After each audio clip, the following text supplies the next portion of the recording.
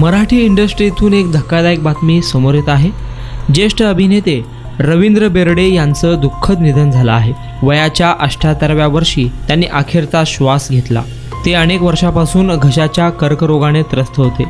काही महिन्यांपासून त्यांच्यावर टाटा रुग्णालयात उपचार सुरू होते। रवींद्र यांना 2 दिवसांपूर्वी रुग्णालयातून घरी पाठवण्यात आले होते। अचानक त्यांना हृदयविकाराचा झटका आला आणि त्यांचे निधन झाले। रवींद्र बेर्डे हे दिवंगत अभिनेते लक्ष्मीकांत बेर्डे यांचे सख्खे भाऊ होते। त्यांनी लक्ष्मीकांत सोबत अनेक सुपरहिट चित्रपटांमध्ये काम केलं आहे। रवींद्र बेर्डेंनी एक गाडी बाकी अनाडी, खतरनाक, होऊन जाऊ दे, हमाल दे धमाल, चंगू मंगू, थरथराट, उचला रे उचला, धडाकेबाज, गंमत जम्मत, झपाटलेला, भूताची शाळा, हाच सुनबाईचा भाऊ यांच्यासारख्या अनेक मराठी चित्रपटांमध्ये काम केले आहे।